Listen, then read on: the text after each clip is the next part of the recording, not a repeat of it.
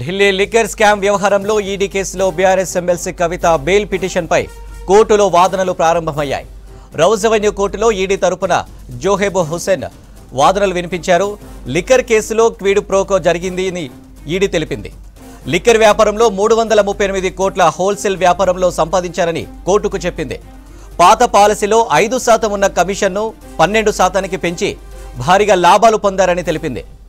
మద్యం పాలసీలో మార్పులతో ఇండో స్పిరిట్ భారీగా లాభపడిందని ఈడీ తెలిపింది. లిక్కర్ స్కామ్లో విజయ్ నాయర్, మనీష్ సిసోడియా ద్వారా బుచ్చిబాబు, అరుణ్ రామచంద్ర పిల్లై మొత్తం వ్యవహారం నడిపారని కోర్టుకు వివరించింది ఈడీ. లిక్కర్ కేసులో ఇప్పటికే విజయ్ నాయర్, మనీష్ సిసోడియా బెయిల్ పిటిషన్లను కోర్టు తిరస్కరించాయని గుర్తు చేసింది. మద్యం పాలసీపై కవితను కలవాలని ఢిల్లీ సీఎం కేజ్రీవాల్ చెప్పినట్లు మాగుంట రాఘవ స్టేట్మెంట్ ఇచ్చారని కోర్టుకు తెలిపింది ఈడీ. లిక్కర్ వ్యాపారంలో భాగస్వామ్యం కోసం సౌత్ గ్రూపు 100 కోట్లు విజయ్ నాయర్ ద్వారా ఆప్కు చెల్లించిందని కోర్టుకు వివరించింది. అలాగే బుచ్చిబాబు వాట్సాప్ చాట్ను కోర్టులో సమర్పించింది ఈడీ. కవిత తరపున బుచ్చిబాబు లైజనింగ్ చేశారని తెలిపింది ఈడీ. లిక్కర్ స్కామ్లో బుచ్చిబాబు, మాగుంట రాఘవల వాట్సాప్ చాట్స్ సాక్ష్యాధారాలు దొరికాయింది ఈడీ. కవితకు 33% వాటా కోసం బుచ్చిబాబు పనిచేశారని తెలిపింది. ముడుపుల ద్వారా ఇండో స్పిరిట్లో కవిత భాగస్వామ్యం పొందారని కోర్టులో చెప్పింది ఈడీ. మాగుంట రాఘవ అప్రూవర్గా మారిన తర్వాత సాక్ష్యాలు ధృవీకరించారని తెలిపింది. ఢిల్లీ లిక్కర్ వ్యాపారంలో భాగం కోసం కవిత, శరత్చంద్రారెడ్డి, అరుణ్ పిల్లైని సంప్రదించారని జడ్జికి వివరించింది ఈడీ. కోర్టు అనుమతితోనే నిందితులు అప్రూవర్లుగా మారారని చెప్పింది.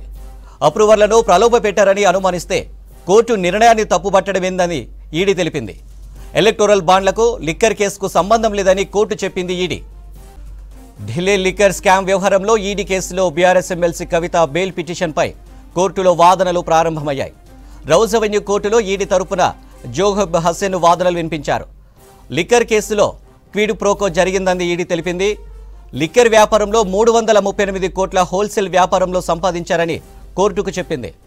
పాత పాలసీలో 5% ఉన్న కమిషన్ను 12%కి పెంచి భారీగా లాభాలు పొందారని తెలిపింది. మద్యం పాలసీలో మార్పులతో ఇండో స్పిరిట్ భారీగా లాభపడిందంది ఈడీ. లిక్కర్ స్కామ్లో విజయ్ నాయర్, మనీష్ సిసోడియా ద్వారా బుచ్చిబాబు, అరుణ్ రామచంద్ర పిల్లై మొత్తం వ్యవహారం నడిపారని కోర్టుకు వివరించింది ఈడీ.